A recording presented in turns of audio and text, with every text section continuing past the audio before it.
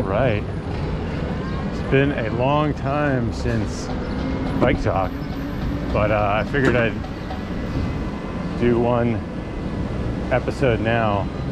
I'm riding into the office, which has been open kind of for the first time since March,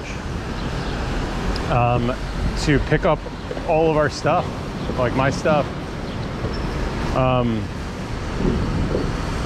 They're like cleaning out the office and doing some stuff, so we're not going to be working in an office for at least a few more months. So I got to go in and collect my belongings. And so one of the belongings that I have is like 100 boxes of Soylent, which is the drinkable meal that I would drink at work every day, and I love. So it's not easy to move.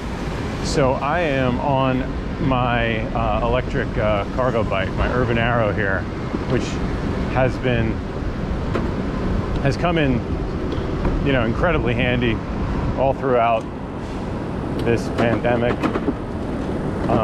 to shuttle the kids around, get them into playground or parks, and to find pockets of space that were socially distant from other people. Obviously not a lot of commuting because all the offices and everything is closed. So, but this will be my first time riding on 7th Avenue actually in, you know, a number of months. During, you know, it is 9:30 a.m. On Friday. So this is definitely like rush hour. You can see not a whole lot, so I just kind of wanted to observe, share some observations here. You know, I mean, 7th Avenue was supposed to have a pop-up protected bike lane. The DOT was going to create one. You can see it's just a mess. It's exactly the way it's been, with, you know, construction and crap all over the place. They never pedestrianized it. They never made it into a bikeway or a busway or anything. You know, it's still more or less choked with cars and like all this ridiculous pavement, which is uneven and will, you know, take you out.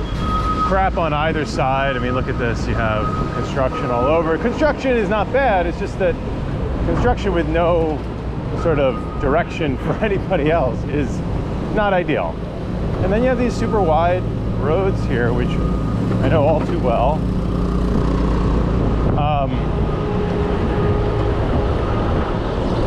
And, you know, I mean, there have been a couple of projects. I think like 55th Street now has a crosstown bike lane, and I don't know if that was how new that was, but I mean, here there's definitely no whatever they want to call it, a temporary bike lane, you know, cones. I don't see anything here.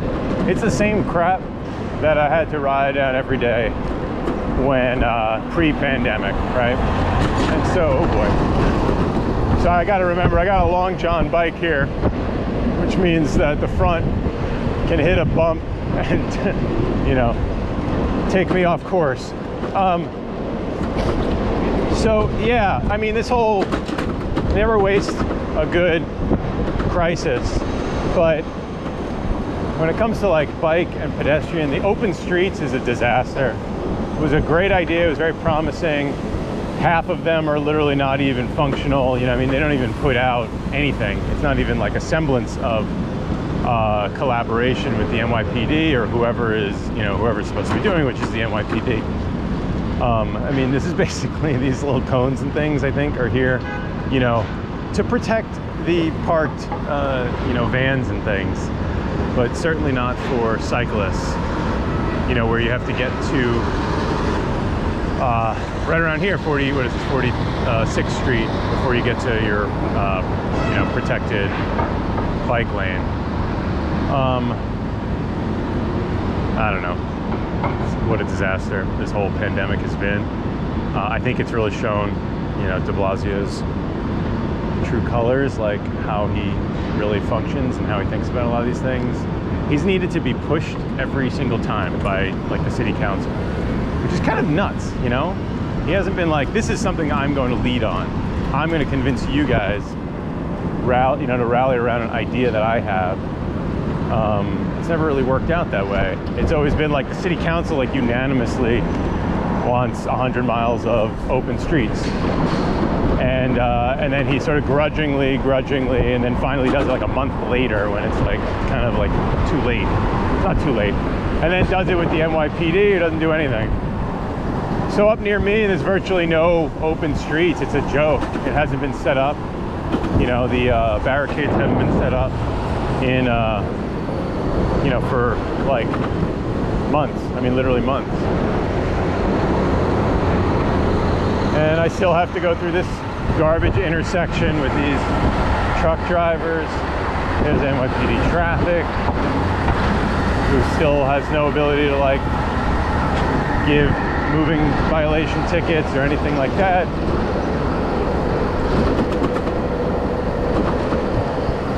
But I don't want to be super negative.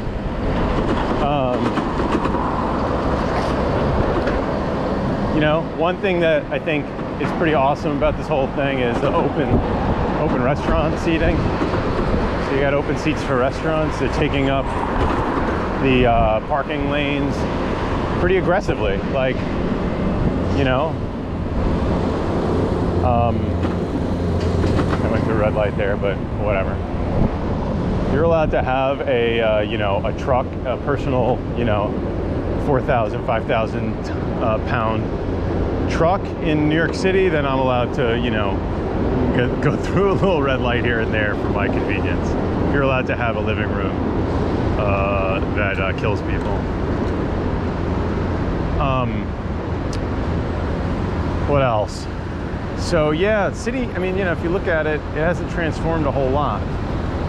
I think if you did the same sort of before and after in a lot of other cities in the world, like Paris, London, you know, various other places, in Portugal, I think they've done some stuff like, you'll see like wildly different kinds of infrastructure improvements. And we like didn't do shit. Really pathetic.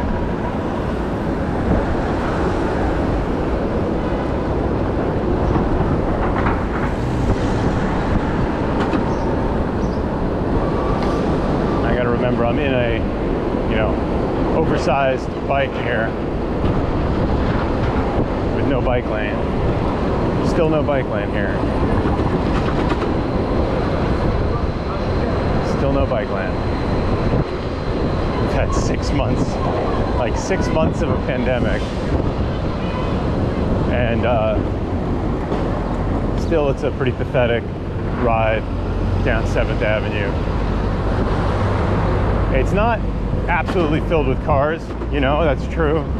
It hasn't like completely come back. Like this would be pretty full, I think, typically pre-pandemic. But you know, and they have repaved a few things here and there. Oh, this is, see, like this is a nightmare. Yeah, like this is garbage right here. Give me a break.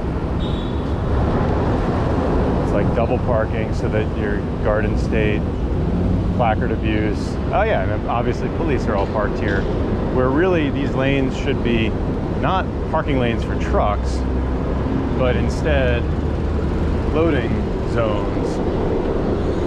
And no, they're parking lanes for police, and then the trucks double park. So, and then I mean, obviously you have this police just literally taking over an entire street, which is really bizarre. So like, look at this. This is 30. What is it, 37? No, this is 30th. Sorry. Like here, you have, they're just taking over the whole. They just took over the street. So this is another thing. I mean, I don't want to get started on NYPD and Black Lives Matter and all that. I don't want to get too, I mean, obviously, I participated in one of the Justice rides, which was just, I mean, amazing. I wish I could do more and, you know, volunteer and do more, but it's difficult with children, you know? I mean, I can't do it with kids, and they take out like 6 hours of your day, you know, it's, or more. Which is just challenging right now. We don't have childcare or anything like that. I guess they repainted this. That's nice. Oh yeah, I mean, they repaved these roads. So yeah, so one of the things the NYPD has done is literally just take over streets on which there are precincts, which is the most bizarre thing you can imagine. I mean, what a crazy thing to do, but that's what they did. So all right, here I am. I'm gonna figure out how to park here. This is my first time coming here with a private bike. All right, wish me luck. Over and out.